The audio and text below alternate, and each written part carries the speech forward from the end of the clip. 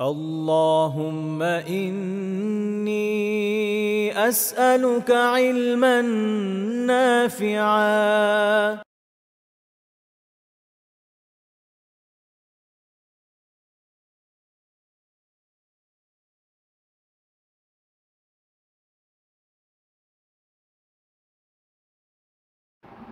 السلام عليكم ورحمة الله وبركاته. إن الحمد لله نحمده ونستعينه ونصلي على رسوله الكريم وعلى آله وصحبه أجمعين أما بعد.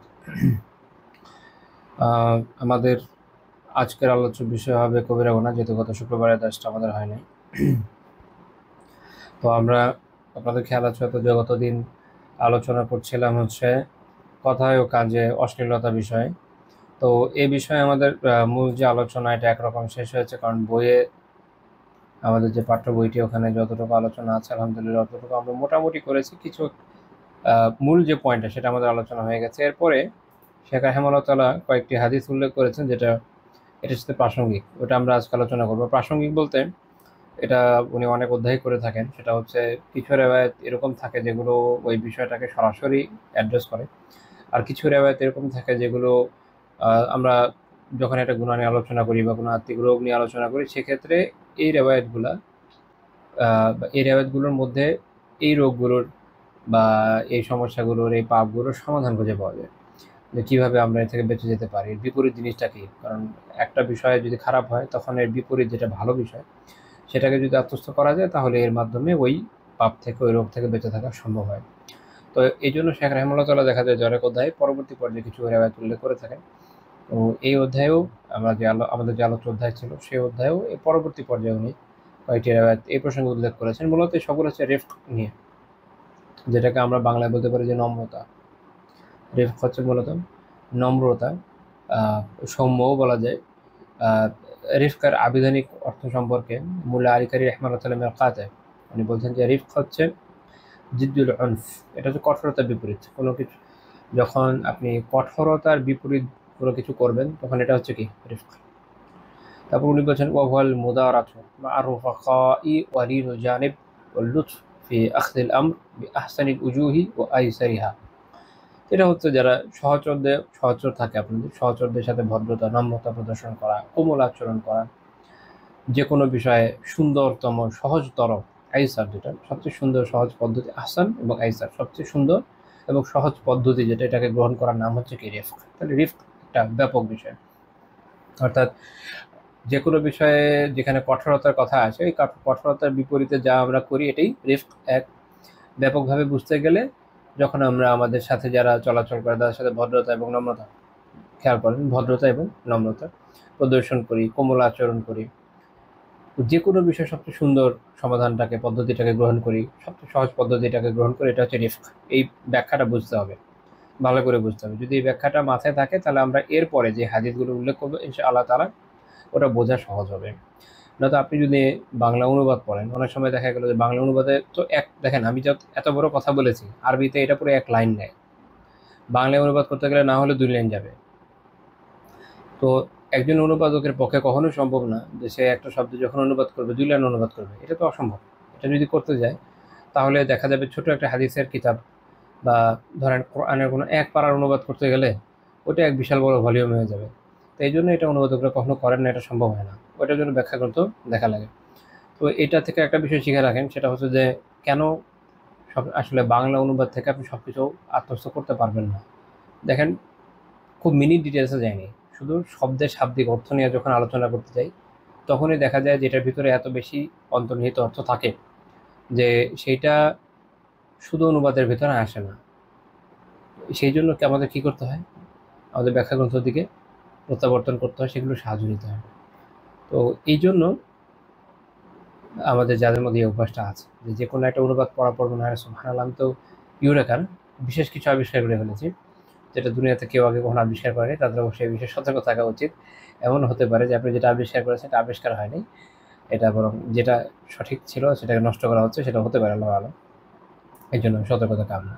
তো যাই হোক, এই জন্য আমরা এই শব্দটাকে ব্যাখ্যা করে দিলাম যেন পরবর্তী পর্যায়ে যখন আমরা এই বিষয়ক রেওয়ায়াতগুলো আলোচনা করব আমরা বিষয়টা বুঝতে পারি যে এটার সাথে প্রাসঙ্গিক সম্পর্কটা কোথায়, এবং এই হাদিসগুলো আমাদের জন্য বোঝা সহজ হয়। এখন দেখেন আহ, আমি যেটা বলছিলাম যে শেখ রাহিমাহুল্লাহ তাআলা এই অধ্যায়ের শেষ পর্যায়ে এসে যে কয়টা রেওয়ায়াত উল্লেখ করেছেন সবগুলো রিফকের সাথে কথায় কাজের অশ্লীলতার পার্থক্য কোন জায়গায়, মানে কিভাবে রিফকে যদি আপনি আত্মস্থ করেন তাহলে আপনি কথা এবং কাজের অশ্লীলতা থেকে বেঁচে থাকতে পারবেন।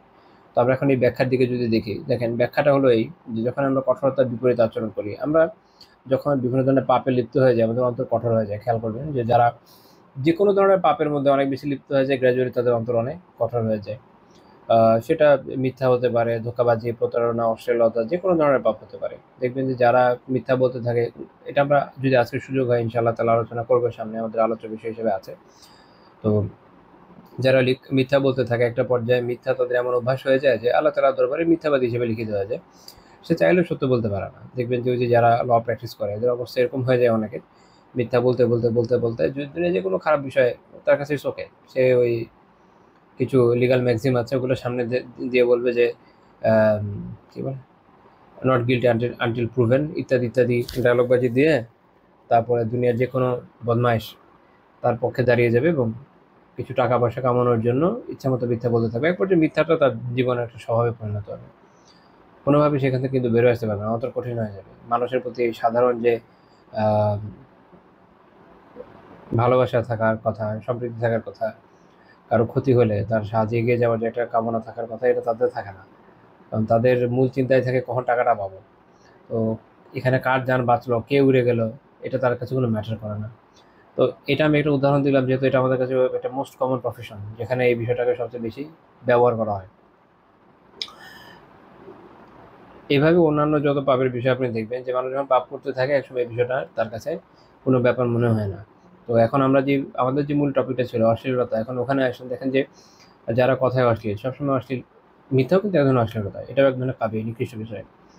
তো আমরা তো অশ্লীল বলতে একটা আমাদের একটা আলাদা সেট অফ থিঙ্কিং আছে যে এই অশ্লীল দিয়ে আসলে কি বোঝায়।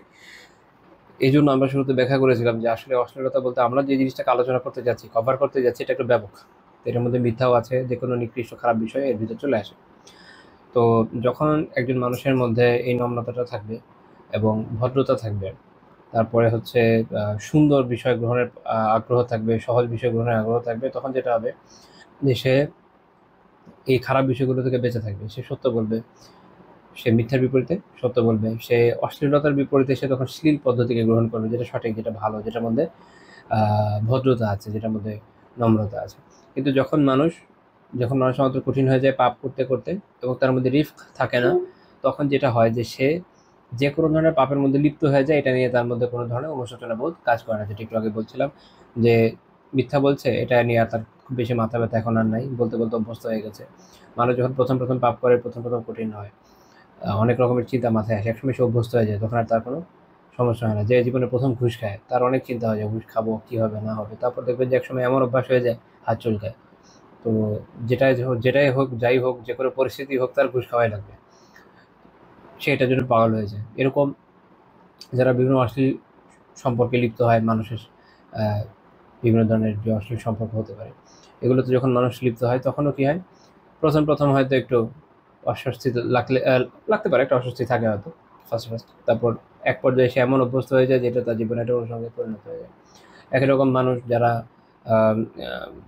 স্ক্রিনে বিভিন্ন অশ্লীল জিনিস দেখে, এরকম বিভিন্ন ধরনের যত ধরনের আপনি অশ্লীলতা হারাম বিষয় দেখবেন, সবকিছুর মূল কথা হচ্ছে রিফ করা অভাব।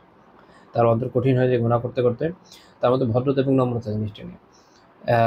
এবং সুন্দরকে গ্রহণ করার যে প্রবণতা এটা তার মধ্যে নেই, বরং এটা এমনভাবে নষ্ট হয়ে যায় যে নিকৃষ্ট যেটা যেটা অসুন্দর, যেটা আহসান হওয়ার দূরের কথা, এটা যেটা একদম আহ, নিকৃষ্ট পর্যায়ের অসুন্দর খারাপ বিষয় যেগুলো, সেগুলো তার কাছে যখন ভালো লাগা শুরু করে, দেখবেন যে আচ্ছা সৌন্দর্য এটার মধ্যে একটা খুব ইন্টারেস্টিং বিষয় আলোচনার মতো।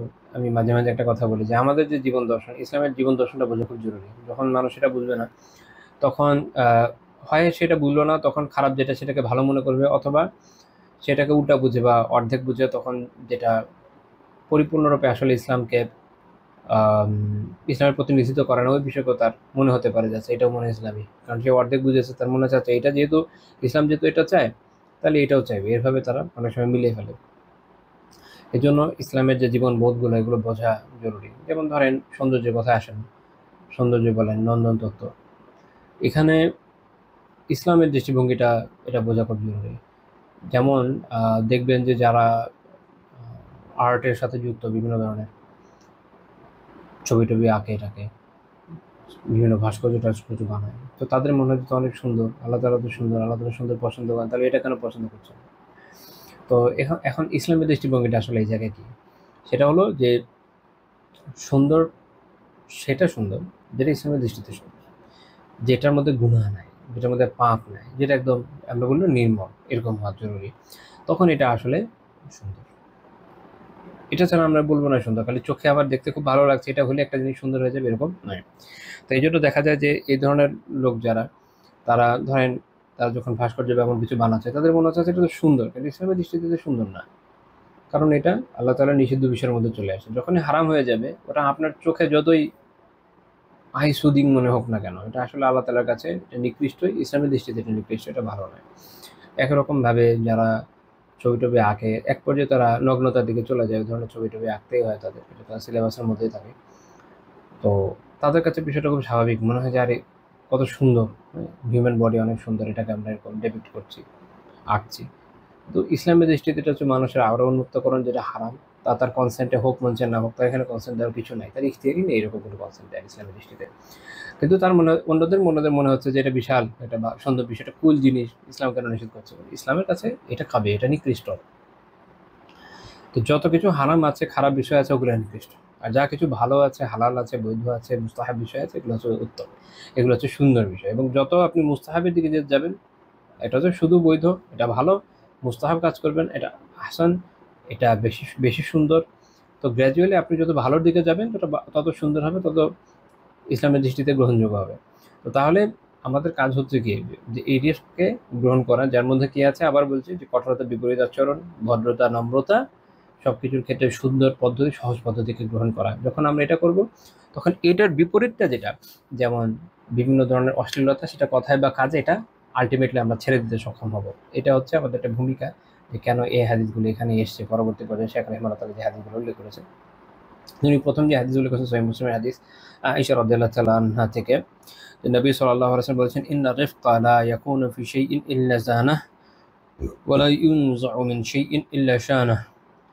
নম্রতা যে কোনো বিষয়কে কি করে, সৌন্দর্যমণ্ডিত করে। ইন্না রিফকা লা ইয়াকুনু ফি শাইইন ইল্লা জানাহ। নম্রতা যখন কোনো কিছুর মধ্যে থাকে, তখন সেটাকে শুধু কি করে, সৌন্দর্যমণ্ডিত করে। তাহলে কোনো বিষয়ের মধ্যে যখন নম্রতা থাকে, তার মধ্যে কি আসে, সৌন্দর্য আসে। আপনি রাসূলুল্লাহ সাল্লাল্লাহু আলাইহি ওয়াসাল্লামের জীবনী দেখেন, তার মধ্যে আপনি জীবনে পরতে পরতে নম্রতা জিনিসটা পাবেন। নম্রতা এবং ম্যানলিনেসের মধ্যে কোনো নিগেশন নাই আসলে। যেরকম না যে নম্র হলে আপনার ম্যানলিনেস চলে যাবে, বা আপনি খুব ম্যানলি, এই জন্য নম্রতা ছেড়ে দিতে হবে, সেটা কিন্তু এরকম না। আমি এটা স্পেসিফিকলি বলার একটা কারণ আছে। দেখেন, ইসলাম আমাদেরকে যা দিয়েছে, এটা সবচেয়ে সুন্দর। অনেকে নম্রতা ধরতে গিয়ে, ছেলেদের কথা বলছি, মেয়েদের কথা বলছি না, অনেকে নম্রতা মনে করছে নম্র হতে হবে মানে এমন পর্যায়ে চলে যায় যে তার মধ্যে মেয়েদের মতো অ্যাটিটিউড চলে আসে। ইসলাম এটা করতে বলে না আপনাকে। নম্রতা থাকা আর একদম মেয়েলি অ্যাটিটিউড চলে যাওয়া, এটা এক বিষয় না। আবার অনেকের বিপরীতে মনে করছে যে আমাদেরকে খুব ম্যানলি হতে হবে, এবং এটা করতে গিয়ে তারা এমন ধরনের কথাবার্তা বলে, এমন ধরনের চালচলন আত্মস্থ করে, এমনভাবে নিজেদেরকে উপস্থাপন করে, যেটাও আবার ইসলামের সাথে যায় না।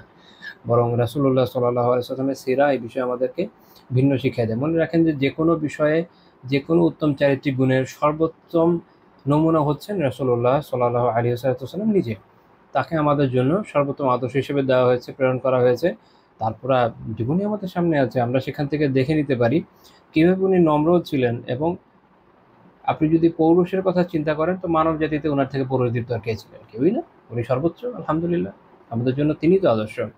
তো আমি এটা এই জন্য বলছি যে অনেককে দেখা যায় যারা আলহামদুলিল্লাহ প্র্যাকটিস করেন, তাদের অনেকের ক্ষেত্রে এই প্রবণতা দেখা যায় যে ওনারা হয়তো ইউরোপের বা আমেরিকার বিভিন্ন জায়গার এমন সব লোকজন, হয়তো বক্সিং করে, এনিথিং, যারা একটু ম্যানলিনেস দেখায়, এই ধরনের লোকজনের পিছনে দৌড়ায় বা এদেরকে খুব শেয়ার করে। এমন তাদের মনে হয় যে এইটা হচ্ছে ম্যানলিনেস, এটা আমাদের নিতে হবে। কিন্তু সেই ধরনের ব্যক্তিদের প্রথমত যে দিনকে প্র্যাকটিস করে না, সে আপনার আমার আদর্শ হতে পারে না।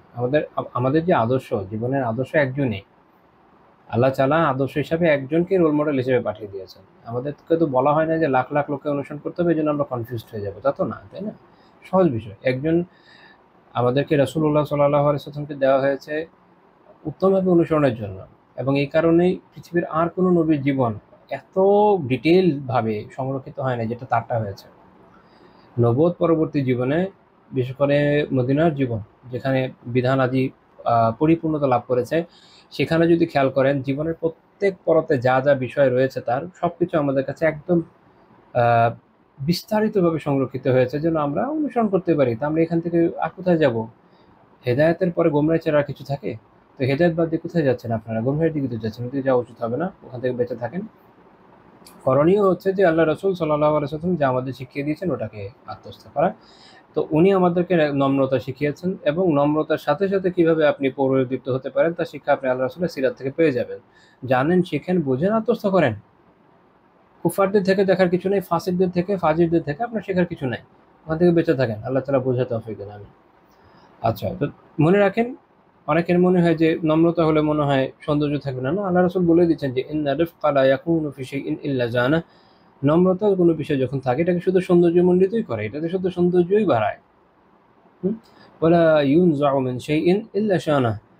আর কোনো কিছু থেকে যদি নম্রতা বিদ্যুৎ হয় তাহলে এটা শুধু তাকে কলুষিতই করে। নম্রতা যদি না থাকে তাহলে ওখানে কি থাকবে? কলুষতা থাকবে। এটা মাথায় রাখেন। তা আপনি যদি মনে করেন যে আমি তো নম্রতা বাদ দিয়ে দিব, অমুক ফাসিক ফাজির অমুক তমুক বা কোনো কাফের তাকে অনুসরণী বানিয়ে ফেলবেন, মনে রাখবেন যেটা আপনার জীবনের মধ্যে শুধু কলুষতাকে বাড়াবে। এটা কিন্তু আপনার কোনো ধরনের সৌন্দর্য আসলে আসবে না। ইমাম গজালি রাহিমাহুল্লাহ তাআলা ইহয়াতে বলেছেন, ইলাম, জেনে রাখেন যে আন্না রিফকা মাহমুদুন। রিফক এটা একটা প্রশংসনীয় গুণ। ওয়াদাদুহুল উনফু ওয়াল হিজ্জাহ। আর এর বিপরীত হলো কঠোরতা এবং রূঢ়তা। কঠোরতা ও রূঢ়তা এর বিপরীত। মনে রাখেন যে প্রশংসনীয় গুণের বিপরীত যেটা, সেটা হচ্ছে মাযমুম, সেটা হচ্ছে নিকৃষ্ট। তাহলে এটা আপনার তো করণীয় না, গ্রহণযোগ্য না। গ্রহণযোগ্য না, বেঁচে থাকা এই জন্য খুব জরুরি, মাথায় রাখতে হবে। তো তিনি বলছেন ওয়াল উনফু নাতিজাতুল গাদাবি ওয়াল ফাযাযা ওয়া রিফকু ওয়াল লিনু নাতিজাতু হুসনিল খুলুক সালামা। তিনি বলছেন যে এই যে কঠোরতা, এটার জন্ম হয় রাগ আর কর্কশ স্বভাব থেকে। মানুষের মধ্যে যখন রাগ বেশি থাকে, কর্কশ স্বভাব থাকে, তখন সেখান থেকে আসে কি? কঠোরতা। আর যেটা রিফক, এটা জন্ম নেয় হচ্ছে উত্তম চরিত্র, হুসনুল খুলুক, উত্তম চরিত্র থেকে। সালামা, সালামাকে আমরা বলতে পারি যে আত্মিক যেটা শান্তি। দেখেন, বুঝেন, আপনার যখন আখলাক খুব ভালো হবে এবং আপনার অন্তর প্রশান্ত হবে, ভালো হবে, শান্তিপূর্ণ জীবন আপনি যাপন করছেন আত্মিকভাবে। মানুষের জীবনে বাহ্যিক অনেক ঝড়ঝাপটা আসে, কিন্তু মানুষের মধ্যে যখন আত্মিকভাবে উন্নতি ঘটে, যখন সে আখিরাতের দিকে অগ্রসর হয়, যখন আল্লাহ তাআলার জিকির তার অন্তরকে প্রশান্ত করে, এরকম অবস্থায় তার অন্তর সবসময় প্রশান্তই থাকে। তো এরকম ব্যক্তি যার চরিত্র উত্তম, চরিত্র আপনি বাইরে থেকে দেখেন, আর আত্মিক প্রশান্তি এটা ব্যক্তি ভিতর থেকে অনুভব করে। এই দুইটা, জাহের এবং বাতেন, বাহ্যিকতা এবং ভেতরের অবস্থা, এই দুইটা যখন কারো হোসেন সুন্দর হয়, এটার নতিজা, এটার ফলাফল হচ্ছে রিফক। বোঝাতে পেরেছি আশা করি। এটার ফলাফল হচ্ছে রিফক। তো মনে রাখেন যে যদি আপনার থেকে কর্কশতা প্রকাশ পায়, কঠোরতা প্রকাশ পায়, এইটা আপনার হয় আত্মিক সমস্যাকে প্রমাণ করে অথবা বাহ্যিক সমস্যাকে প্রমাণ করে। কখনো ব্যক্তির বাহ্যিকটা সুন্দর, মুখে অনেক মধু থাকে, কিন্তু অন্তরের অবস্থা ভালো থাকে না, তখন তার মধ্যে থেকে কঠোরতা, রূঢ়তা বের হয়ে আসে। আবার কখনো আর্থিক অবস্থা ভালো আলহামদুলিল্লাহ, কিন্তু বাহ্যিক অবস্থা ভালো না, তখনও হতে পারে। আর্থিক আর বাহ্যিকের ভালো না হওয়ার কীভাবে হয়? আর্থিক হলে তো, আর্থিকটা যদি ভালো হয় তো বাহ্যিকটা ভালো হওয়ার কথা না? হয়, এটা তো স্বাভাবিকভাবে এটা হওয়া উচিত। কিন্তু অনেক সময় মানুষের মধ্যে কমিউনিকেশন গ্যাপ থাকে নিজের ভিতরেও। আর্থিকতা ভালো মাশাআল্লাহ, কিন্তু সে অনেক সময় তার আর্থিক অবস্থা ভালো হওয়ার পরও তার যে আহ, তার যে রাগ, ক্রোধ, রাগ, ক্রোধ, ক্ষোভ, এগুলো অনেক সময় দিনের জন্য এমনভাবে বের হয়ে আসে যেটা হালালের সীমাকে অতিক্রম করে ফেলে অনেক সময়। তো তখন দেখা যায় যে আর্থিক অবস্থা তো ভালো আলহামদুলিল্লাহ, কিন্তু সে বলতে পারেন সরল বিশ্বাসে বা নিজের উপর নিয়ন্ত্রণের অভাবের কারণে এমন কাজ করে ফেলে যেটা বাহ্যিকভাবে উত্তম আখলাকের পরিচায়ক নয়। এটা মানুষের হয়ে যেতে পারে, এটা একজন নেককার ব্যক্তির দ্বারা হয়ে যেতে পারে এবং খুবই স্বাভাবিক। এরকম হলেও তার তওবা করা জরুরি।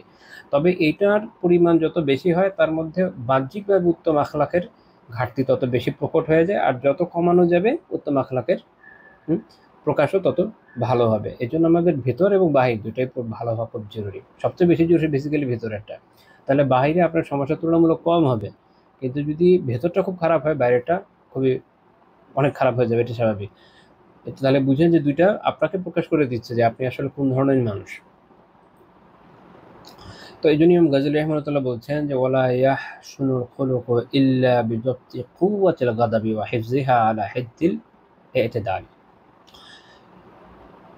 সেটা হলো যে চরিত্র, আখলাক, উত্তম আখলাক এটা আসলে কখনো এটা সুন্দর হচ্ছে না। আখলাক তো কখনো সুন্দর হবে না ততক্ষণ পর্যন্ত না বা যতক্ষণ না যে রাগের শক্তি এটাকে আপনি নিয়ন্ত্রণ রেখে মধ্যপন্থায় রাখছেন। আমি সংক্ষেপে অনুবাদ করলাম।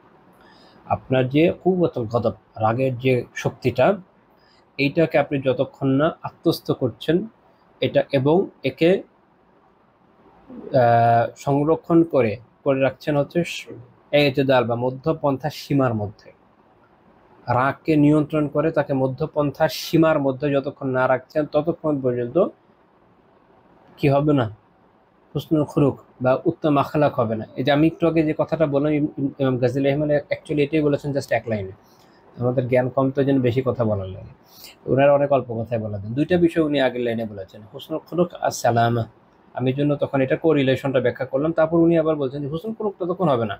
এই জন্যই বলছেন যে আত্মিত্ব ভালো হতে পারে কিন্তু বাহ্যিকভাবে যে আপনার উত্তম আখলাক এটা ততক্ষণ হচ্ছে না যতক্ষণ আপনি যে রাগকে নিয়ন্ত্রণ করে বৈধতা সীমার মধ্যে, মধ্যপন্থার সীমার মধ্যে না রাখছেন। মধ্যপন্থা থেকে বের হয়ে গেলেই আপনার আখলাকের খারাপিকে নির্দেশ করবে। ওয়ালিআজলি হাযা আসনা রাসূলুল্লাহ সাল্লাল্লাহু আলাইহি ওয়াসাল্লাম আলা রিফকার। এই কারণে রাসূলুল্লাহ সাল্লাল্লাহু আলাইহি ওয়াসাল্লাম রিফকার প্রশংসা করেছেন। তো তাহলে আমি আশা করি বুঝাতে পেরেছি যে রিফক কেন খুব গুরুত্বপূর্ণ, কোমলতা নম্রতা কেন গুরুত্বপূর্ণ। আমরা অনেক সময় মনে করি যে আমার এই জায়গায় রেগে যেতে হবে, আল্লাহ তাআলার জন্য রাখতে হবে, দিনের জন্য রাখতে হবে, খুব ভালো, রাগায় কোনো সমস্যা না। সমস্যা হচ্ছে মধ্যম পন্থাকে অতিক্রম করে যাওয়া, এতদালকে অতিক্রম করে যাওয়া। আপনি আগে এটা বুঝেন যে আপনার এই সামর্থ্য সক্ষমতা আছে কিনা আপনি রাগকে মধ্যম পন্থায় রাখতে পারবেন বা তার নিচে রাখতে পারবেন, সীমা অতিক্রম করবেন না। যদি এটা হয় তো আলহামদুলিল্লাহ, খুব ভালো, যেখানে প্রয়োজন ওখানে ব্যবহার করেন। কিন্তু যদি এমন না হয় তাহলে সতর্ক হন, সেক্ষেত্রে রাগ করার চেয়ে না করাই ভালো।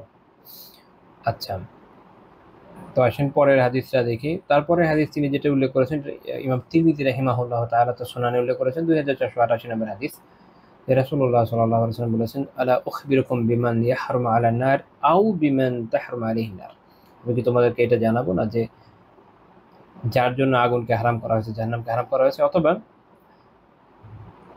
যার উপরে জাহান্নামকে হারাম করা হয়েছে সেটা কে? তিনি বলেছেন আলা কুল্লি করিবিন হাইয়িনিন সাহলিন।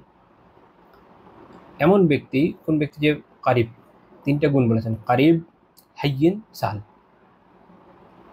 কারিব হচ্ছে এটা বলা যায় যে মানুষের কাছাকাছি।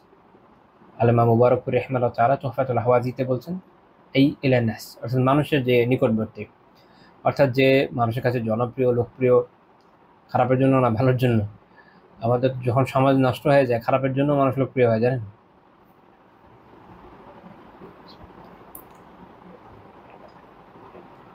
আমাদের ওলামা প্রাচীনকালে এমন সব কথা বলে গেছেন, এখনকার সময় ওটা বলতে গেলে ওরা আমাদের ফুটনোট দেওয়া ছাড়া উপায় থাকে না। বাংলাদেশে এমন আপনারা দেখেছেন, হয়তো জানেন সবাই, যে কোনো ধরনের একটা প্রতিষ্ঠান, সেই প্রতিষ্ঠান কেউ একজন পুরোটা মেরে দিয়েছে, মেরে দিয়ে নিজের এলাকার লোকদের ওখানে চাকরি দেয়। এলাকার লোকজন আম, খাস, খেজুর সবার কাছে এসে জনপ্রিয়, যেহেতু এলাকার লোকদেরকে সে ওখানে গণহারে চাকরি দিয়েছে, কিন্তু পুরো সম্পত্তিটা কি ছিল আরেকজন একটা মেরে দেয়। এই জন্য বললাম যে মানুষের কাছে জনপ্রিয় হলে হবে না, হালালভাবে হতে হবে। বাজে অবস্থা।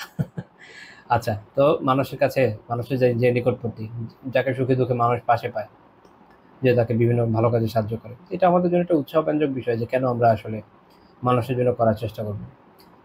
মানুষ পছন্দ শেষ পর্যন্ত ভালোবাসুক বা না বাসুক, আল্লাহ তাআলা যদি খুশি হয়ে যান তাই তো অনেক আলাদা। আচ্ছা, দ্বিতীয় হচ্ছে যে হাইয়িন, যেটা বলা যায় যে সহজ সরল। কারণ অন্যান্য রেওয়ায়েতে আছে যে আলা কুল্লি হাইয়িনিন লিয়িনিন। আর পরের যে অংশ আছে সাহল, সেটাও এটাকে ইয়ে করে, এদিকে নির্দেশ করে। তাই জন্য মুবারক রহমতুল্লাহ আলাইহি বলছেন যে এই আলা কুল্লি সাহলিন তফকিন হালিমিন লাইয়িনিল জানিব, এই প্রত্যেকে যে সহজ সরল সৌম্য ধৈর্যশীল কোমল স্বভাবের মানুষের জন্য। তাহলে বিষয়টা ভালো। তো যখন আপনার মধ্যে এই বৈশিষ্ট্যগুলো থাকবে, আরেকটা বিষয় আছে যেটা হচ্ছে সাহল। সাহল এটা হচ্ছে জিদ্দু সাব, কোনো কিছুর কঠোরতার বিপরীত। একটু আগে যে হাদিসটা আমরা আলোচনা করলাম না, সেম ওটার সাথে খুব মিলেতেন। তো এই জন্য আব্দুর রহমান রাহিমাহুল্লাহ তাআলা উনি বলছেন যে সাহাল হচ্ছে জিদ্দু সাব, কঠিনের বিপরীত যেটা সেটাই সহজ। আই সাহালিল খুলুকিল কারীম, সম্মানিত সহজ সরল চরিত্র যেটা হয় মানুষের, সেটা।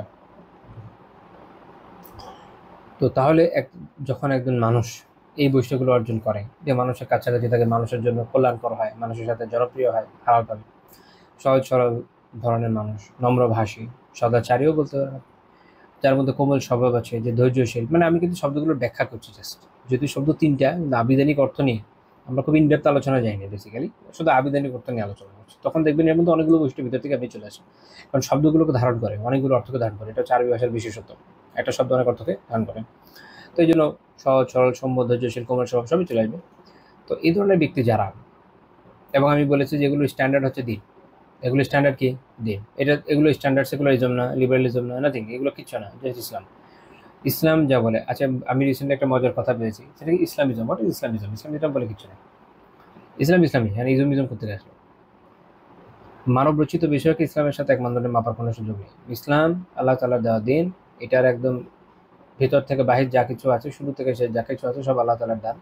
আল্লাহ তাআলা আমাদেরকে দিন দিয়েছেন, এবং তিনি যেভাবে দিয়েছেন ওভাবেই দিন আছে, ওভাবে আমরা আমল করে যাচ্ছি, কিয়ামত পর্যন্ত থাকবে। এইটার সাথে অন্য কোনো কিছু যেটা সাময়িক মানুষ তৈরি করে নিয়েছে, সেটা তুলনীয় হতে পারে না, এটা মাথায় রাখতে হবে। এখন কেউ ইসলাম থেকে বের হয়ে গিয়ে যদি, বা ইসলাম কোনো জায়গায় ইসলামকে ছেড়ে দিল, জীবনে কোনো ক্ষেত্রে, সামাজিক রাষ্ট্রীয় কিছু কিছু জায়গায় বা অধিকাংশ জায়গায় বিভিন্ন স্থানে সেই ইসলামের বিধানকে ছেড়ে দিয়ে অন্য কোনো বিধানকে অ্যাকসেপ্ট করে নিচ্ছে, আবার এটার মাধ্যমে সে মনে করছে যে আমি ইসলামকে সাপোর্ট করব, এটা অন্য কোনো নাম দিয়ে আমাদের প্রকাশ করতে হবে। ইসলামের নাম নিয়ে টানাটানি করার কোনো প্রয়োজন নেই। ইসলাম যাচ্ছিল তাই, এটা যে আকিদা, আমাদের যে আমল, সব কিছু যেভাবে আল্লাহ তাআলা দিয়েছেন ভাবি, এটা কোনো পরিবর্তন নেই, এটা মনে রাখতে হবে। হ্যাঁ, একটা বিষয় হতে পারে যে কখনো কখনো কিছু বিষয় আছে যে সময়ের প্রেক্ষাপটে কিছু পরিবর্তন আসে, এটা বিধানের পরিবর্তন আসে, প্রয়োগের কিছু কিছু বিষয়, সেটাও ইসলামের ভিতর থেকে আসতে হবে। অর্থাৎ দেখা যাচ্ছে যে এটার সুযোগ বিভিন্ন রাওয়ায়াত দ্বারা জানা যাচ্ছে, আলিমরা প্রাচীনকাল থেকে বলে আসছেন। আমরা একটা সিনারিও পেয়ে গেছি, হয়তো অ্যাপ্লাইটা ডিফারেন্টলি করছে, কিন্তু কিছু মানুষ যারা যখন তাদের দলগত কারণে হোক, গোষ্ঠীগত কারণে হোক, সামাজিক কারণে হোক, পারিবারিক কারণে হোক, একটা বিধান থেকে একদম সরে যাচ্ছে, এবং তারপর তার মনে হচ্ছে যে এই ব্যাখ্যাও ঠিক আছে, তো এটা একটা ভুল কথা, এ থেকে সাবধান থাকা দরকার।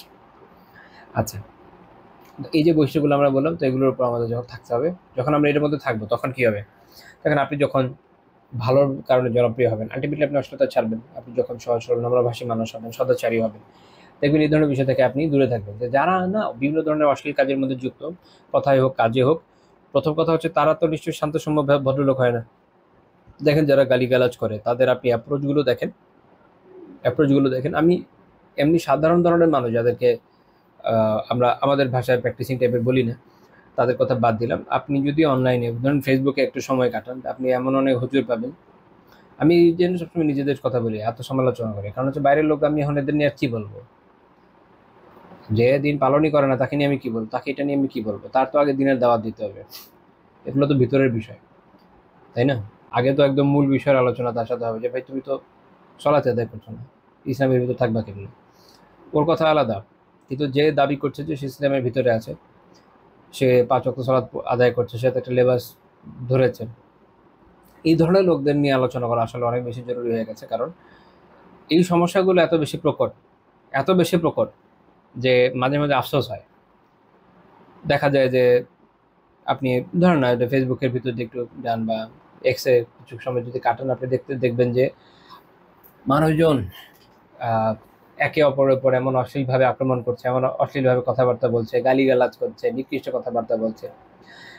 দিন কয়েক আগে আমাদের এক ভাই পোস্ট দিলেন যে কোনো একটা নির্দিষ্ট ইসলামিক ইনস্টিটিউশনের নাম নিয়ে, যে ওখানকার একজন স্টুডেন্টস তাকে অনলাইন মেসেঞ্জার কি ধরনের গালিগালাজ করেছে। তো উনি এটা পোস্ট দেওয়ার পর ওখানকার আরেক স্টুডেন্ট গিয়ে আবার তাকে বলছে যে তোমরা খালি মনে করো যে হুজুরা শুধু কেতাব পড়ে, বিষয়টা এরকম না, আমরা গালিও দিতে পারি, যেন কি একটা বিশাল বড় ক্রেডিটের কাজ করে। এবং ক্রেডিটের কাজ করো আলহামদুলিল্লাহ, এত হচ্ছে বনি ইসরায়েলের মতো অবস্থা হয়ে গেল। মাথায় বহন করে যাই কিন্তু ভিতরে তো যায় নাই। আল্লাহ তাআলা আমাদেরকে এই অবস্থা থেকে হেফাজত করেন। আমি তো এমনিতে আমি অনলাইনে এরকম অনেক দেখছি যে মানুষ আসলে কি, মানুষ আগে এই ধরনের মানুষকে সম্মান করতো। একজন মানুষ যখন সিনসিয়ারলি দিন পালন করতেন, আগে আগে মানুষ এদেরকে সম্মান করতো। এটা সত্য যে হতে পারে, আমি খুব সিনসিয়ারলি বলছি, ভালো করে বুঝুন। এমনি সবই সিনসিয়ারলি বলি, একটু বেশি সিনসিয়ারলি বলছি। সেটা হচ্ছে, এটা ঠিক আছে যে একটা একটা যুগে এমন অবস্থা ছিল যে মানুষ যখন খুব সিনসিয়ারলি দিন পালন করতো, ওনারা তাদেরকে কিছু বিষয় একটু তাচ্ছিল্যের দিকে দেখতো। কি কি বিষয় বুঝেন? যেমন যে তার টাকা পয়সা নাই, সোশ্যাল মর্যাদা হয়তো তেমন নাই, সোশ্যাল ইম্প্যাক্টটাও দুর্বল, ইউনিটির অভাব আছে, এরকম বিভিন্ন বিষয়ের কারণে তার যে সামাজিক মর্যাদা এটা অনেক ক্ষেত্রে কম হতো। হ্যাঁ, কেউ হাই স্ট্যাটাস ফ্যামিলি থেকে আসতে পারে, এমনকি ওই ফ্যামিলির মধ্যে তার মর্যাদা কম হতো। একটা বড় ফ্যামিলি থেকে, শক্তিশালী ফ্যামিলিতে যখন কেউ আসে, ফ্যামিলির মধ্যে এসে তার মর্যাদা কম হয়। ইভেন আমার নিজের এরকম দেখা আছে, আমার নিজে দেখা আছে, মানে খুবই খুবই প্রচণ্ড পাওয়ারফুল ফ্যামিলির সন্তান, কিন্তু সবচেয়ে বড় সন্তান ইভেন, কিন্তু যেহেতু পরিপূর্ণ মানে একদম মাদ্রাসার ব্যাকগ্রাউন্ড থেকে আসে, তার নিজের ছোট ভাই যে তার তুলনায় অনেক অনেক কম তার প্রভাব। তো এটা ছিল, এটা বাস্তব। কিন্তু আরেকটা দিক থেকে একটা খুব গুরুত্বপূর্ণ বিষয় ছিল, সেটা হলো তার যে মানুষের মনের মধ্যে তার ব্যাপারে সত্য, দিন, এরকম উত্তম চরিত্র, এই বিষয়ের একটা ইম্প্যাক্ট ছিল। তার ব্যাপারে মানুষ সবসময় সুধারণা রাখতো এই ধরনের মানুষের ব্যাপারে। যে অনেক কথাই বলতো মানুষ, এটা অনেক কথা বলবে, বাট সবাই এটাও বলবে যে এই লোকটা, হ্যাঁ সে সত্যবাদী, তার আখলাক ভালো হবে, হ্যাঁ উনি তো খুব ভালো মানুষ। দুষ্টুমিও করবে, বাঙালির স্বভাব হচ্ছে কি দুষ্টুমিও করবে, আবার বলবে না লোকটা আসলে খুবই ভালো মানুষ, সে কারোর সাথে উল্টাপাল্টা আচরণ করে না, সব দিক দিয়ে সে ভালো, এই এই এই এই মানে এরকম একটা একটা এটা আপনি কি বলবেন, একটা সোশ্যাল ক্যাপিটাল ছিল। প্যাথেটিক্যালি সোশ্যাল ক্যাপিটালটা আমরা হারিয়ে ফেলছি।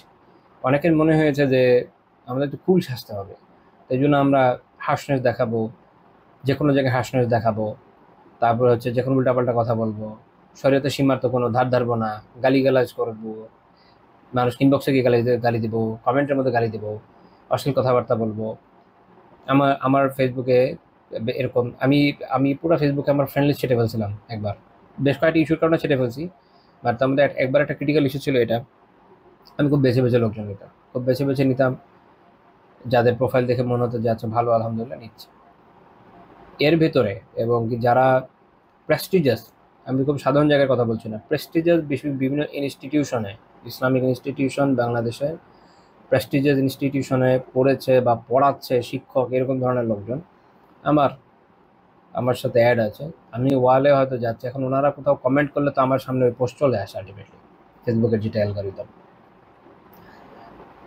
ইনাদের জ্বালায় বাংলাদেশের কোথায় কে নায়িকা আছে, কোথাকার কে মডেল আছে, এই ইন্ডিয়াতে কে আছে না আছে, এগুলো আমার মুখস্থ হয়ে যেত আর কয়েকদিন যদি এতে রাখতাম। আমি দুঃখের সাথে বলছি, এই হচ্ছে অবস্থা। ও হেরে কি কমেন্ট করে বসে আছে। ভাই আপনি ভিতরে কি পাপ করেন এটা আপনার বিষয়, অ্যাটলিস্ট এতটুকু তো মানমর্যাদা রাখা উচিত ছিল যে এই বিষয়গুলো যেন মানুষের সামনে না আসে না কোনো। এবং আমি যাদের কথা বলছি, কারো কারো ব্যাপারে আমি পার্সোনালি জানি, টেকনোলজি সম্পর্কে ভালো জ্ঞান রাখেন, পার্সোনালি আমি জেনে বলছি। আমি ট্যাক্সও বিরক্ত হয়ে পরে এরকম গণহারে ছাঁটাই করেছে কার কার ফলো, মানে কোথায় কমেন্ট করে, এর উপরে ফলোর উপর বেস করে। এই অনেকে অনেক মন খারাপ করেছে অনেক জায়গায়। ইভেন এটা নিয়ে আমার আমি জানি, যেহেতু আমার কানে কথা আসছে যে গীবত হয়েছে, আমাকে উনি ছেটে দিয়েছেন, এখন আমি ওনাকে এটা বলতে পারছি না, আমার নিজের যে আল্লাহ তাআলা যতটুকু মর্যাদা বোধ দিয়েছেন, এটার কারণে আমি এটা বলতে পারছি না। আমার বাচ্চা যে ওনাকে আমি বলি যে আপনি এমন জায়গায় কমেন্ট করেন, এমন জায়গায় গিয়ে আপনি কথাবার্তা বলেন, এমন ধরনের ছবির মধ্যে গিয়ে কমেন্ট করেন যেগুলো আমার সামনে আসছে, এগুলো আমি মানতে পারছি না। এটা বলার মতো ভদ্রতা আমি পারছি না, আমার ভদ্রতা আমাকে বাধা দিচ্ছে, আমি পারছি না যে আপনাকে গিয়ে আমি এটা বলি। কিন্তু এটা নিয়ে হয়তো গোসা করছে যে উনি আমাকে ইয়ে করে আনফ্রেন্ড করে দিয়েছে, উনি নিজেকে কি মনে করে টাইপের। আমি কিছুই মনে করি না, কিন্তু আমি আমার ইমান আকীদা রক্ষা করতে চাই। আমি আমাকে নিজেকে গুনাহ থেকে বাঁচাতে চাই। কারণ আমি নিজেকে বলি না যে আমি একদম পুত পবিত্র মানুষ। আমার পক্ষে ওই মর্যাদা যত সম্ভব না। আমি সাধারণ মানুষ, গুনাহ আমারও হয়। এগুলো দেখলে আমার কোনো সওয়াব হবে না, গুনাহই হবে। তো এই ধরনের অ্যাক্টিভিটির কারণে যেটা হচ্ছে যে সোশ্যাল ক্যাপিটাল যতটুকু ছিল নষ্ট হয়ে যাচ্ছে। আমি বলবো যে হয়েই গেছে, নষ্ট হয়ে যাচ্ছে মানে কি, হয়েই গেছে। আপনি দেখবেন যে এখন অনেকে আহ, এই ধরনের ব্যক্তি মাঝে মাঝে অনেকের কথা আসে। আপনি তো মানে যখন বিজ্ঞাপন দিচ্ছেন, ধরেন একটা কোম্পানি আপনি লঞ্চ করলেন, একটা প্রোডাক্ট লঞ্চ করলেন, আপনি বিজ্ঞাপন দিচ্ছেন, বিজ্ঞাপনের মধ্যে আপনি একদম জুব্বা পরে, হুম, আম, জুব্বা পরে পাগড়ি পরে মাশাআল্লাহ সুন্দর করে আসলেন, বা খুব সুন্দর সেমাক টেমাক পরে আসলেন। আমি তো ইভেন সেমাক বাঁধতেও পারি না, পাগড়িও খুব বেশি সুবিধার মতো হয় না আমার। তো যাই হোক, ভালো করে বুঝেন আমি কেন এই টপিক আনছি। যদি আপনি আপনার যে ইসলামিক অ্যাপিয়ারেন্স এইটাকে ক্যাপিটালাইজ করতে না চাইতেন অবভিয়াসলি, তাহলে আপনি এটাকে তো আনতেন না। ফর এক্সাম্পল, আপনি যে ইভেন আপনি ধরেন মাদ্রাসাও জীবনে যান নাই, মানে মাদ্রাসা আপনি পাশ করেন নাই, যে কারণে এটা আপনার একটা ড্রেস কোডের মধ্যে হয়ে যায়। তো যারা মাদ্রাসায় পড়ে তাদের একটা ড্রেস কোড থাকে, সারা জীবন ম্যাক্সিমাম এটা ফলো করেই যান, এটা আলাদা বিষয়। কিন্তু ধরেন আপনি এরকম না, আপনি সবসময় অন্যান্য বিভিন্ন ড্রেস আপ পরেন। তো আপনি ধরেন প্যান্ট পরেন, জিন্স পরেন, গ্যাবার্ডিন পরেন, আপনি হয়তো শার্ট পরেন, এটা আপনার স্বাভাবিক সময়কার পোশাক। আপনি যখন অ্যাড করছেন বা আপনি যখন নিজেকে ডেপিক্ট করছেন, তো আপনি ওখানে আপনার যে ইসলামিক অ্যাপিয়ারেন্সের এটা ক্যাপিটালাইজেশন তো করছেন এইভাবে যখন আসছেন। তো স্বাভাবিক যে আপনার কাছ থেকে আমি অতটুকু ম্যানার আশা করব, ওই কাস্টমার সার্ভিসটা আশা করব, যেটা পুঁজিবাদীদের কাছে আমি আশা করবো না, কিন্তু এটা কিন্তু আমি আপনার কাছে পাবো না। তো এরকম মাঝে মাঝে বিভিন্ন জনের কথা আসে, কেউ কাউকে নিয়ে লাইভ করে, কেউ কাউকে এক্সপোজ করে, এগুলো চলে আসতেছে যে অমুক এই করছে, তমুক সেই করছে, তার এই অ্যাটিচিউড ভালো না, ইনবক্স এইভাবে বলছে, এই সো অন। আমি কত বলবো, ভালো লাগে না এগুলো। অ্যাজ এ রেজাল্ট এখন এই ধরনের ব্যক্তিদের ক্ষেত্রে মানুষের কি হচ্ছে জানেন, যে মানুষের যে একটা আদব লেহাজ কিছু ছিল, সম্মান বোধ ছিল, নষ্ট হয়ে যাচ্ছে। তো নষ্ট হয়ে যাচ্ছে না, ওই কুলনেসের পিছনে দৌড়াচ্ছি আমরা।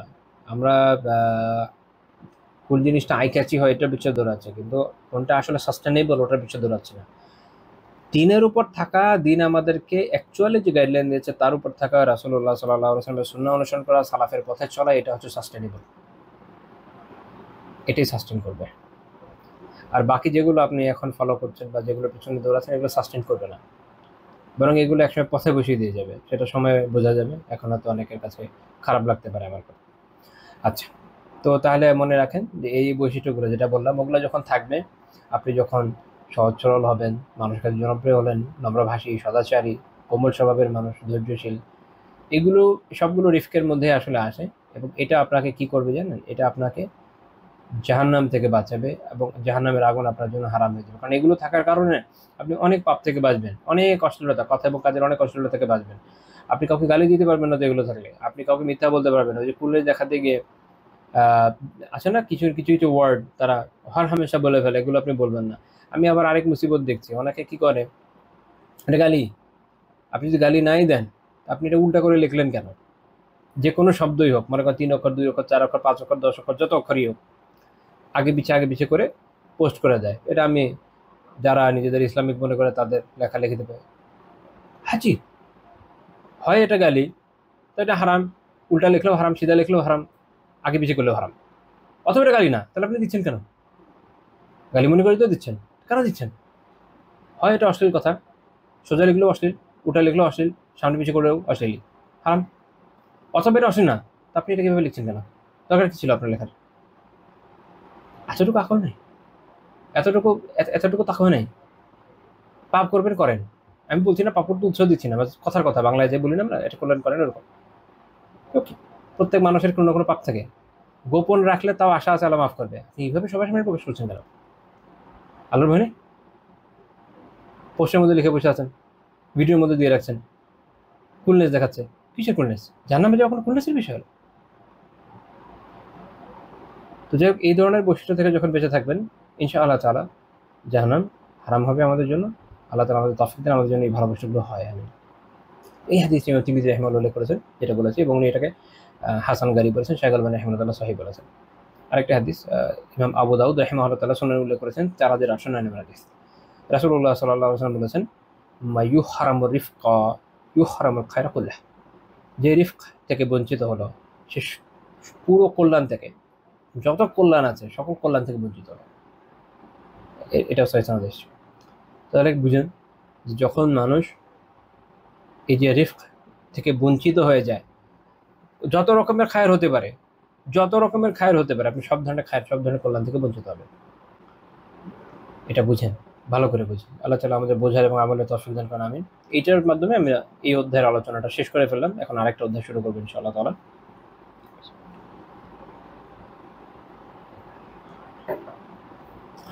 এরপরে শেখ রাহিমাহুল্লাহ তাআলা পরে যে অধ্যায়টি এনেছেন সেটা হচ্ছে বাবু মা জাআ ফিল কাযিব, মিথ্যার ব্যাপারে যা আসে এই বিষয়ক অধ্যায়। খুবই গুরুত্বপূর্ণ একটা আলোচ্য বিষয়। কথা কাজের অশ্লীলতা থেকে চলে গেলাম আমরা কোথায়? মিথ্যায়। মিথ্যা এক ধরনের অশ্লীলতা। তো মিথ্যার আলোচনা এই জন্য এর পরবর্তী আনা হবে। মিথ্যা আমরা যদি বলি কাযিব কি জিনিস, আসলে মিথ্যা কি জিনিস, এটাও একটু সংজ্ঞায় যদি আমরা নিয়ে আসি আবিধানিকভাবে। আরবিতে যেটা কাফ, জাল, বা, এই যে তিনটা মাদ্দা বলি আমরা, এটা মূল ধাতু যেটা থেকে এই শব্দের উদ্ভব হয়েছে, এটা দিয়ে বুঝে হচ্ছে খিলাফুস সিদক। যখন কোনো কিছু সত্যের বিপরীত হয়, সত্যের বিপরীত হয়, তখন এটাকে আমরা বলি কি? মিথ্যা। সত্যের বিপরীত কিছু হলে এটাকে আমরা কি বলছি? মিথ্যা। তো এই সংজ্ঞা থেকে একটা বিষয় মনে রাখেন যে আমাদের আজকাল একটা আমাদের বাংলাদেশে যে সংসদীয় পরিভাষা আছে একটা, এটা আবার খুব জনপ্রিয় হয়েছে। তিনি অসত্য বলেছেন, মিথ্যা বলে না। কি বলে? অসত্য। সত্য আর অসত্য। আই ডোন্ট নো এইটা বলে কি লাভ? যেটা মিথ্যাটা মিথ্যাই। মানে এত ভদ্রতা দেখার তো কিছু নাই। একটা লোক যদি আইনসভায় কেউ আইন প্রণেতা হলে তাদের কাছে মনে হয় যে আরে বাবা বিশাল ব্যাপার স্যাপার। কি আর বিশাল ব্যাপার স্যাপার? হয় বলবেন যে আসলেই সে জনগণের সেবক। যদি সেবক হয় তার আবার আমার উপর মর্যাদা কেন হবে? আর যদি বলেন যে না সেবক না, আসলে আমরা 300 রাজা নির্বাচন করি, সে আবার এক মহারাজা নির্বাচন করে, তো আলাদা কথা। ওটা বলে ফেলেন, লিখে দেন, অহেতুক এইসব ডায়লগবাজি করবেন না। হয় বলেন যে বেটা আমার সেবক, যদি আমার সেবক হয় তো তাহলে তার মর্যাদা তো আমার থেকে হিসেবে নিচে হওয়া উচিত। এইসব ভিআইপি প্রটোকল বাদ দিয়ে দেন। আর এত মানে ভাষাগত ক্ষেত্রে এত টান হাসার দরকার নাই। ও বেটা মিথ্যা বলেছে তো মিথ্যাই বলেছে। অথবা বললেন যে না, এটা সবাই রাজা, 300 রাজা নির্বাচন করে বাংলাদেশের মানুষ, তারা এক মহারাজাকে নির্বাচন করে, তো ঠিক আছে, এটা লিখে দেন সুন্দর করে, হয়তো টানাটানি করা লাগছে না। যাই হোক, যেটা মিথ্যা মিথ্যা, সত্যের অপলাপ, সত্যের খেলাপ যেটা হয়, সত্যের বিপরীত যা হয় তাই কি? মিথ্যা। এটা আমাদের পরিভাষা, আমাদের স্বাভাবিক সংজ্ঞা ভাষাগত ক্ষেত্রে এটাই। আর পারিভাষিক সংজ্ঞা যদি বলি, ইবনে হাজার রাহমাতুল্লাহ ফাথুল বারীতে বলেছেন সুন্দর, সেটা হচ্ছে ওয়াল ইখবার বিশাই আলা খিলাফি মা হুয়া আলাইহি সাওয়াউন কানা আমদান আও খাতা ওয়াল মুখতিউ ওয়া ইন কানা গায়রা মাসুম বিল ইজমা। তিনি বলছেন যে কেউ যখন কোনো বিষয় জানায় যেটা হচ্ছে যার প্রকৃত অবস্থার বিপরীত, অর্থাৎ প্রকৃত এটার যে অবস্থা ছিল তার বিপরীত কোনো কিছু যখন কেউ জানাচ্ছে, এটাই কি? এটাই মিথ্যা। সিম্পল সংজ্ঞা। তা সেটা ইচ্ছা করেই জানাক আর ভুলবশতই জানাক, তাহলে কেউ ইচ্ছা করে জানালেও মিথ্যা, ভুল করে জানালেও মিথ্যা। তবে উনি বলছেন যে যে ভুল করেছে, এটা উম্মার ইজমা আছে এই বিষয়ে, যে সেটার জন্য গুনাহগার হবে না। কারণ ভুলের কারণে যে কাজগুলো হয়েছে আল্লাহ তাআলা এটা ক্ষমা করে দিয়েছেন এই উম্মার জন্য। এটা এই উম্মার বিশেষ ফাজিলাত, ওই বিষয়ে হাদিস রয়েছে, আমরা ওদিকে এখন যাচ্ছি না। তো সেটা কীরকম? যেমন ধরেন আমরা অনেক সময় আলাপ আলোচনা করতে যাই, স্মৃতি অনেক সময় ধোঁকা দেয়। আপনার মনে আছে যে অমুক দিন এই কথা এটা হয়েছিল, এটা আপনার মনে হচ্ছে, আপনি খুব দৃঢ়তার সাথে বললেন না এটা হয়েছে, আপনি কিন্তু আপনার মনের ভিতরে কোনো সংশয় রাখছেন না, আপনি খুব দৃঢ়তার সাথেই বলছেন যে এটা অমুক দিন এটা হয়েছে, বা এটা এই, বা এটা ওই, বা তুমি আমাকে এটাই বলেছো। আপনার মনের মধ্যে কোনো সন্দেহ সংশয় নাই, বাট মানুষের স্মৃতি কী করে? ধোঁকা দেয়। এটা খুবই স্বাভাবিক মানুষের জন্য, কারণ মানুষ, এই জন্যই তো আমরা ইনসান, কারণ আমরা ভুলে যাই। এটা শাব্দিক বিশ্লেষণে গেলাম না, যে শব্দ থেকে এসছে, আরবিতে ওই একই শব্দ ভুলে যাওয়ার অর্থে আসে, ইনসান শব্দের নামটা যেখান থেকে এসছে। তা আমরা ভুলে যাই, আমাদের ভুলে যাওয়াই এটা আমাদের প্রবণতা, এটা অস্বাভাবিক কিছু নেই। জন্য আল্লাহ তাআলার মেহেরবানি তিনি আমাদের মাফ করেছেন, যে আপনি যখন নিজে একদম দৃঢ় যে আমি যেটা বলছি এটা ঠিক এইটাই, তখন এর জন্য আপনি গুনাহগার নন। কারণ আপনি তো জানেন, আপনি তো ভুলে গিয়েছেন, আপনার তো মনে নেই। কিন্তু যে জানে, ইচ্ছাকৃতভাবে বানিয়ে বলে বা ইচ্ছাকৃতভাবে বলে, তখন সে গুনাহগার হয়। এটা হচ্ছে দুটার মধ্যে পার্থক্য, মিথ্যার। তো আমরা পারিভাষিক সংজ্ঞা জানলাম। আরেকটা বিষয় আমাদের এই ক্ষেত্রে জানা উচিত যে মিথ্যা শুধু কথাই হয় তা না, কাজেও মিথ্যা হতে পারে। ইমাম রাগে বাজবাহানি রাহিমাহুল্লাহ তাআলা তিনি ব্যাখ্যা করছেন যে আল খেদিবু ইউকালু ফিল মাকালি ওয়াল ফিআলি, কথা এবং কাজে দুইভাবেই মিথ্যা হতে পারে। কথায় কিভাবে মিথ্যা, যেমন আমরা এমনি বুঝি। তারপর ধরেন সূরা আন-নাহলের 16 নম্বর আয়াতের উদ্ধৃতি দিয়েছেন উনি, ইন্নামা ইয়াফতারিল কাযিবা আল্লাযীনা লা ইউমিনুন, তো যারা ঈমান আনে না তারা যে অপবাদ আরোপ করেছে ওটার ব্যাপারে আল্লাহ তাআলা কি বলছেন যে ইন্নামা ইয়াফতারিল কাযিবা আল্লাযীনা লা ইউমিনুনা বিআয়াতিল্লাহ, সূরা আন-নাহল 105 নম্বর আয়াত। একমাত্র তারাই মিথ্যা রটায় যারা আল্লাহর আয়াতসমূহে বিশ্বাস করে না। তো এটা ওরা মিথ্যা রটাচ্ছে। তো এই যে এরা বলছে, উনি বলছেন ফাহাযা ফিল কাওলি, এটা হচ্ছে কথার মাধ্যমে, এটা তো আমরা বুঝি। কাজের মাধ্যমে এটা আল্লাহ আযজা ওয়া জাল নিজে এটার উদ্ধৃতি দিয়েছেন সূরা আল মুনাফিকুনে, ওয়াল্লাহু ইয়াশহাদু ইন্নাল মুনাফিকিনা লাকাযিবুন, যে আল্লাহ তাআলা সাক্ষ্য দিচ্ছেন যে যারা মুনাফিক তারা মিথ্যাবাদী। এখন এই যে তারা মিথ্যাবাদী, তারা কিন্তু মুখে বলছে না, খেয়াল করেন। এজন্য উনি বলছেন ওয়া কাযিবুহুম ফি ইতিকাদিহিম লা ফি মাকালিহিম, মিথ্যাটা তাদের আকীদায়, তাদের বিশ্বাসে। কারণ মুনাফিক যারা, তারা ভিতরে ভিতরে কাফের, ভিতরে ভিতরে ইসলামে বিশ্বাস করে না, কিন্তু বাহ্যিকভাবে কিন্তু সে ইসলামের কথা বলছে, মুখে একরকম সত্যবাদী। সে বলছে যে হ্যাঁ আল্লাহ তাআলা এক, আপনি আল্লাহ রাসূল সাল্লাল্লাহু আলাইহি ওয়াসাল্লাম, এটা কিন্তু সত্য, কথাটা ইসলাম সত্য কিনা, কথার ইসলাম সত্য, কিন্তু তারা যদিও তাদের মাকাল, তাদের কথার মধ্যে সত্যবাদী হচ্ছে, কিন্তু এটা তাদের বিশ্বাস না। তো তাদের ইতিকাদ, তাদের যে বিশ্বাস, এটা ভিন্ন। তো তাদের মিথ্যাটা কোথায়? তাদের আকীদার ভিতরে, যদিও তাদের কথা সত্য। তো এই জন্য মনে রাখেন যে মিথ্যা দুই রকম হতে পারে, মিথ্যা দুই রকম হতে পারে। যেমন মুনাফিকদের মিথ্যা হচ্ছে কি, যেটা মুখে যেটা বলছে ইসলাম জিনিসটা সত্য বটে, কিন্তু সেটা বিশ্বাস করে না। তো তার কাজে সে মিথ্যাবাদী। কথা এবং কাজ দুইভাবেই মানুষ মিথ্যা বলতে পারে। তো শেখ রাহিমাহুল্লাহ তাআলা প্রথমে এই বিষয়ে যে আয়াত উল্লেখ করেছেন সূরা আন-নাহলের 105 নম্বর আয়াত, মাত্র যেটা আলোচনা করলাম না, এটাই যে ইন্নামা ইয়াফতারিল কাযিবা আল্লাযীনা লা ইউমিনুনা বিআয়াতিল্লাহ ওয়া উলাইকা হুমুল কাযিবুন, আল্লাহ তাআলা বলছেন যে একমাত্র তারাই মিথ্যা রটায় যারা আল্লাহর আয়াতসমূহে বিশ্বাস করে না, আর তারাই মিথ্যাবাদী। তো এটা হচ্ছে যারা ইসলামকে গ্রহণ করে না, ইসলামের বিপরীত কথা বলেছে, তারা বিভিন্ন মিথ্যা কথা বলেছে আল্লাহ তাআলার আয়াতকে অস্বীকার করার জন্য। এই জন্য আল্লাহ তাআলা বলছেন যে তারা যেহেতু আল্লাহ তাআলার আয়াতসমূহকে বিশ্বাস করে না, তাই তারা মিথ্যাবাদী। এখান থেকে এটাও বোঝা যায় যে কেউ যদি আল্লাহ তাআলার আয়াতকে বিশ্বাস করে থাকে, তাহলে সে মিথ্যাবাদী হওয়ার কথা না, তার সত্যবাদী হওয়ার কথা। শেখ আবু বকর আল জুজাইরি রাহিমাহুল্লাহ তাআলা, তার সুন্দর একটা তাফসীর আছে আইসারুত তাফাসির, ওখানে উনি এটার ব্যাখ্যা করেছেন যে ইন্নামা ইয়াখতালিকুল কাযিবা ওয়া ইয়াকযিবু ফা'লা আল কাফিরু বিআয়াতিল্লাহি লিআন্নাহু লা ইয়ারজু সাওয়াবাল্লাহি ওয়া লা ইয়াখাফু ইকাবাহ ফালিযা লা ইয়ামনাউহু শাইউন আনিল কাযিব। তিনি বলছেন যে এই যে অর্থাৎ তারা যে মিথ্যা উদ্ভাবন করে, প্রকৃত মিথ্যা বলে, এটা এই জন্য যে সেই আয়াতগুলোর, আল্লাহ তাআলার আয়াতগুলোকে কি করে? অস্বীকার করে। এই যে আল্লাহ তাআলার আয়াতগুলোকে অস্বীকার করছে, কারণ কি? লিআন্নাহু লা ইয়ারজু সাওয়াবাল্লাহ ওয়া লা ইয়াখাফু ইকাবাহ, কারণ সে আল্লাহ তাআলার থেকে সওয়াবের আশা রাখে না। এটা হচ্ছে মেকানিজম। মুনাফিকরা, কুফাররা, যারাই আল্লাহ তাআলার আয়াতকে মিথ্যা প্রতিপন্ন করেছে, তাদের এই মিথ্যা প্রতিপন্ন করার কারণটা কি? কারণ হচ্ছে তারা কিন্তু আল্লাহ তাআলার থেকে সওয়াবের আশা করে না, এটা প্রথম। দ্বিতীয় বিষয় হচ্ছে যে তারা আল্লাহ তাআলার সাজাকেও ভয় করে না, ঠিক? তো এই জন্য উনি বলছেন ফালিজা, এই জন্য লা ইয়ামনাউহু শাইউন আনিল কাযিব, কোনো কিছু তাদের মিথ্যা বলা থেকে বিরত রাখে না। তাহলে এখানে একটা বিষয় বুঝেন যে মানুষকে মিথ্যা থেকে বিরত রাখে কি? হয় সে আল্লাহকে ভয় করবে, নয় সে আল্লাহ তাআলার কাছে সওয়াবের আশা করবে। এই দুটো বিষয় মানুষকে মিথ্যা থেকে বিরত রাখে। আর যদি এটা না হয়, তখন তাকে কোনো কিছু মিথ্যা থেকে বিরত রাখতে পারবে না। তার যদি তার বিশ্বাস এরকম না থাকে যে আল্লাহ তাআলা এই মিথ্যার জন্য পাকড়াও করবেন, যদি তার বিশ্বাস এমন না থাকে যে আমি যদি মিথ্যাটা ছেড়ে দিয়ে জন্য সওয়াব পাবো, তাহলে সে কেন ছাড়বে?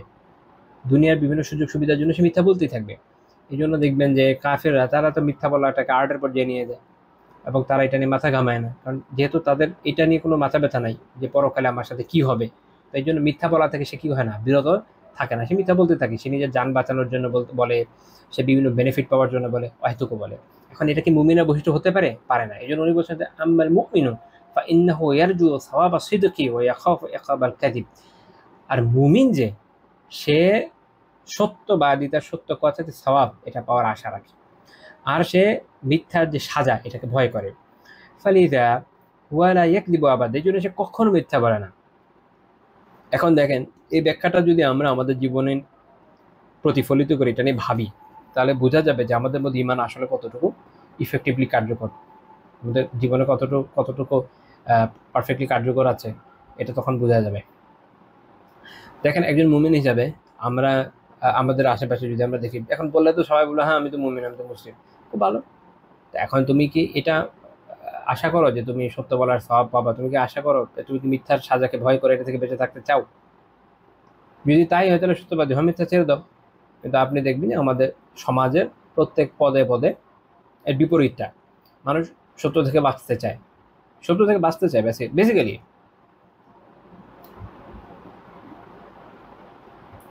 মানুষ সৃষ্টিগতভাবে, মানুষ যখন জন্ম হয় না, মানুষ সৃষ্টিগতভাবে সত্যবাদী হয়।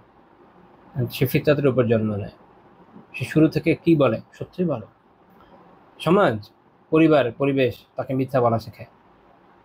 এটা আমাদের বিল্ট ইন বৈশিষ্ট্য ছিল না, এটা মানুষ আত্মস্থ করে। পাওয়া কারো বিল্ট ইন বৈশিষ্ট্য হিসেবে আসে না, মানুষ এটাকে আত্মস্থ করে, শিখে অন্যদের থেকে নেয়। এর বিপরীতে সত্যটাই তার মূল বৈশিষ্ট্য। কিন্তু সত্য বলে তো ভাত নেই, বাংলা বলে না। দেখবেন যে বাচ্চা কাচ্চাকে বাবা মাই মিথ্যা বলা শেখায়, ছোটবেলা থেকেই শেখায়।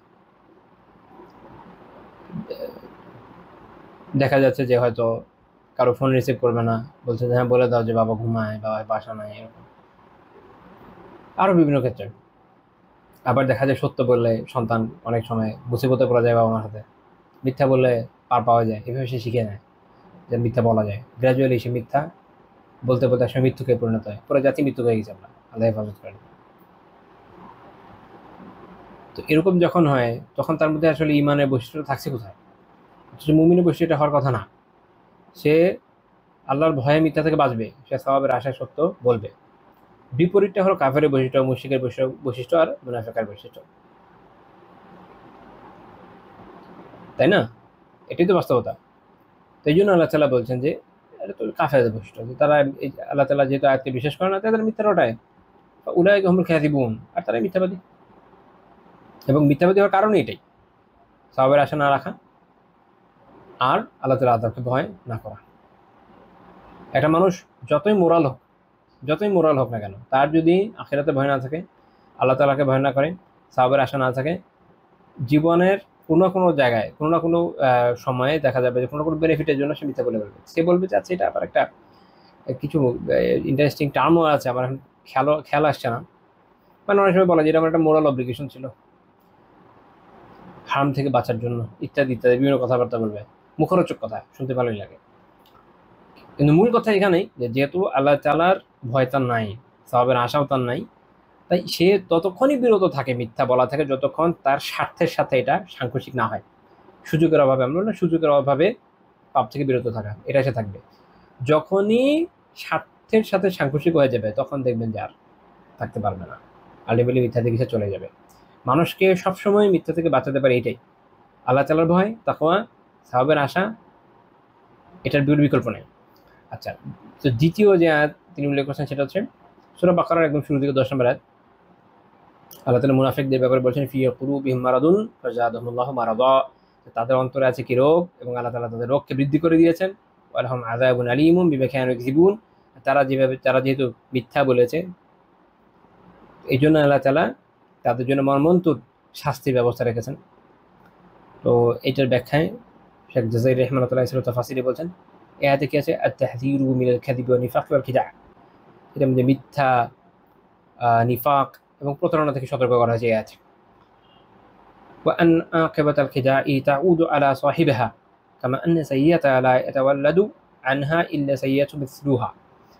প্রতারণার পরিণাম অবশ্যই প্রতারকের উপরে ফিরে আসে। যে প্রতারণা করে এটা পরিণাম সেই ভোগ করে, কখনো দুনিয়া কখনো আখিরাতে। দুনিয়া যদি নাও করে আখিরাতে কোনো মাফ নাই, ওটা পাবেই। যেভাবে তিনি বলছেন যেভাবে একটা মন্দ কাজ থেকে আরেকটা মন্দ কাজের জন্ম হয়, তো এটা হচ্ছে কি একটা সিলসিলার মতো বিষয়। যে আল্লাহ তাআলা যে বলছেন যে তাদের ফি কুলুবিহিম মারাদ, যেহেতু তাদের অন্তরে কি আছে, রোগ আছে, ফাযাদাহুমুল্লাহু মারাদা, কাজেই এর ফল হিসাবে আল্লাহ তাআলা তাদের রোগকে আরো বৃদ্ধি করে দিয়েছেন। যে কোনো অসুস্থতা যখন মানুষের মধ্যে আসে, মানুষ সেটার ভালো মতো ট্রিটমেন্ট যদি নেয়, আল্লাহ তাআলার মেহেরবানিতে সেরে যায়, বা না সারলেও কমে। কিন্তু যখন সে ট্রিটমেন্ট নেবে না, তখন এই রোগ কী করে, আস্তে আস্তে বিস্তার লাভ করে, সারা শরীরে ছড়িয়ে যায়। আগে হয়তো এক জায়গায় ছিল, এরপরে অন্য জায়গায় ছড়িয়ে যাবে। তারপর আবার কখনো এটাও হয় যে এটার কারণে আরও অন্যান্য রোগ ট্রিগার হয়, অনেকগুলো একসাথে আক্রান্ত হয়, মানুষ এক পর্যায়ে মারাও যায়। তো মুনাফিকদের অন্তরে নিফাকের যে রোগ আছে, যেহেতু তারা এটা ট্রিটমেন্ট তো করছে না, এটা বাড়াচ্ছে, তো এর ফল হচ্ছে এটা যে আল্লাহ তাআলা এটাকে আরো বাড়িয়ে দিয়েছে। এবং এরা এর পর্যায়ে এক পর্যায়ে কি হয়ে যাবে, ধ্বংস হয়ে যাবে, তাদের জন্য মর্মত আযাব থাকবে। এটা মূল কারণ হলো মিথ্যা। মূল কারণটা হচ্ছে মিথ্যা। কিসের, কোন মিথ্যা? এটা কাজের মাধ্যমে মিথ্যা, কথার মাধ্যমে না। এখানে মিথ্যাটা হচ্ছে তাদের কাজের মাধ্যমে মিথ্যা, আমরা আগে ব্যাখ্যা করেছি। তো মিথ্যা একটা রোগ, এটা মানুষকে জাহান্নামী ভাবে নিয়ে যায়। তো সাধারণ আমরা যারা আছি মানুষজন, যারা আলহামদুলিল্লাহ ইসলামের কথা বলি যে আমরা মুসলিম, ইসলাম পালন করি, আমরা মুনাফিক না, ইসলামের উপরে আছে, অন্তরে কুফর নাই আমাদের, আলহামদুলিল্লাহ, আমাদের জন্য এখানে সতর্কতা রয়েছে। কেন? কারণ আমরাও যখন যদি মিথ্যার উপরে থাকি, দেখেন মিথ্যা এমন একটা বিষয়, এটা কি একটা মারাদ, এটা একটা রোগ। যখন আপনি মিথ্যা বলতে থাকবেন, এটা আলটিমেটলি এই রেজাল্টে নিয়ে আসবে যে এটাকে এক পর্যায়ে আল্লাহ বাড়িয়ে দিবেন, সুযোগ দিবেন, আল্লাহ তো আর আটকে দিবেন না। আল্লাহ তাআলা তো কি করবেন না, আপনাকে বাধ্য করবেন না মিথ্যা ছাড়তে, কারণ আপনি তো মিথ্যা করেই যাচ্ছেন, বলেই যাচ্ছেন, তো এটা চলতে থাকবে। বাড়তে বাড়তে এক পর্যায়ে এরকম হয়ে যাবে ওই আযাবুন আলিমের দিকে, মর্মন্তুদ শাস্তির দিকে আমাদের চলে যেতে হবে। আল্লাহ তাআলা আমাদের হেফাজত করেন। তাহলে এটা মনে রাখেন, এটা একটা মেকানিজম, যেটা এখানে এতে ব্যাখ্যা চলে এসেছে, যে যদি আপনি রোগের অবস্থায় রেখে দেন, যদি আপনি মিথ্যা বলতেই থাকেন, মিথ্যা না ছাড়েন, সতর্ক না হন, চিকিৎসা না করেন, তাহলে এটা বাড়তে বাড়তে বাড়তে বাড়তে এক পর্যায়ে আপনার পুরো শরীরকে গ্রাস করে নেবে, এভাবে আপনি ধ্বংস হয়ে যাবেন, একদম শেষ হয়ে যাবেন। এটা মনে রাখেন, প্রত্যেক রোগের ক্ষেত্রে এটা মূলনীতি, শারীরিক ও আত্মিক। আচ্ছা, 3 নম্বর হচ্ছে, তিনি আরেকটা আয়াত উল্লেখ করেছেন, সূরা জাসিয়ার 7 নম্বর আয়াত, ওয়াইলুল লিকুল্লি আফফাকিন আসিম। আল্লাহ তাআলা বলছেন যে ধ্বংস, দুর্ভোগ প্রত্যেক ঘোর মিথ্যাবাদীর জন্য। আফফাক, আসিম, দুইটা শব্দ এখানে এসে আসলে, অর্থাৎ শেখ আব্দুর রহমান বিন নাসির সাদি রাহিমাহুল্লাহ তাআলা তার তাফসিরে ব্যাখ্যা করছেন যে অর্থাৎ কাযাবুন ফি মাকালি আসিমুন ফি ফিআলিহি, যে তার কথার মধ্যে প্রচন্ড মিথ্যাবাদী। এই যে আফফাকুন আসিম দিয়ে আসলে কি বোঝানো হয়েছে? এটা হচ্ছে কাযাবুন ফি মাকালিহি, যে তার কথা প্রচন্ড মিথ্যাবাদী। আসিমুন ফি ফিআলিহি, যে তার কাজের মধ্যে প্রচন্ড পাপী। আসিম হচ্ছে কাসিরুল ইসম, প্রচন্ড পাপ যখন কেউ করে এটাকে বলে আসিম, এটা মুবালাগা, আধিক্য বোঝায়। তো তাহলে দুইটা বৈশিষ্ট্য, যে আল্লাহ তাআলা দুর্ভোগ ধ্বংস কাদের জন্য বলেছেন? এমন প্রত্যেক ব্যক্তির জন্য যে হচ্ছে দুইটা বিষয়, কথার ক্ষেত্রে প্রচন্ড মিথ্যাবাদী, ঘোরতর মিথ্যাবাদী, আর যে প্রচন্ড পাপী, ঘোরতর মিথ্যাবাদী আর প্রচন্ড পাপী। আমি একবার এক অনুবাদে দেখলাম যে আসিম লিখেছে মহাপাপী, ঠিক আছে, বাংলা ভাষাগতভাবে ঠিক আছে। এখন দেখেন আপনাদের যদি আমি বলি মহাপাপী, আপনারা কি বুঝবেন? আল্লাহ জানেন না, আমি জানি না। আমি আপনাদের সাথে যেহেতু সরাসরি ইন্টারাকশন নেই, যাদের সাথে আছে, বিশেষ করে আমার ছোটোখাটো আত্মীয় স্বজন যারা আছে, পিচি পুচি যারা আছে, তাদের মাঝে মাঝে জিজ্ঞেস করে দেখি, মাঝে মাঝে আমারই যেটা মানে বাংলায় মাতম করতে মন চায়, মানে শব্দ বুঝানো যায় না। আল্লাহ জানে ভাষার সাথে এদের এত দূরত্ব হচ্ছে, কখনো বাংলা ভাষা এত র্যাপিডলি এর আগে চেঞ্জ হয়েছে কিনা আল্লাহ জানে। এখন এটা বললে অনেকের মনে হবে কি যে অনেক বড় একটা পাপ করেছে, একটা পাপের কথা আসলে ক্যাসিরুল ইসম, যে অনেক পাপ করে, সে হচ্ছে আছে মহাপাপী, ওই অর্থে ঠিক আছে, কিন্তু বোঝানোর জন্য আমি একটু ব্যাখ্যা করলাম। নয়তো দেখা যাবে আমি বলবো মহাপাপী, আপনি বুঝবেন আচ্ছা যে একবার অনেক বড় পাপ করেছে, না তার কথা আমরা বলছি না, যে গ্র্যাজুয়ালি পাপ করতেই থাকে, প্রচুর পাপের মধ্যে থাকে, ওদের ব্যাপারে এখানে আল্লাহ তাআলা মানুষের মাধ্যমে, মানুষের পাপ হয়ে যাওয়া অস্বাভাবিক কিছু না, কোনো একটা কবিরা গুনাহ হয়ে যেতে পারে। আল্লাহ তাআলা এই জন্যই তো তওবার দরজাটা খোলা রেখেছেন। ধ্বংস তার জন্য, ধ্বংস তার জন্য যে একে হলো প্রচন্ড মিথ্যাবাদী, বলেই যাচ্ছে, আর একটা হচ্ছে কি যে ঘোরতর পাপী, সবসময় পাপ করেই যাচ্ছে, পাপ সে ছাড়ছে না, তখন তার জন্য ধ্বংস, তার জন্য দুর্ভোগ। কারণ সে তো তবার রাস্তায় যে আসে নাই, তবা করে না, আল্লাহ তাআলার দিকে ফেরত আসে নাই। আল্লাহ তাআলা আমাদেরকে বোঝার এবং আমাদের তৌফিক দান করেন, তওবার তৌফিক দান করেন। আমি তো আমরা আজকে আলোচনা এই পর্যন্ত রাখছি। সুবহানাকাল্লাহুম্মা বিহামদিকা লা ইলাহা ইল্লা আনতা আস্তাগফিরুকা ওয়া আতুবু ইলাইক।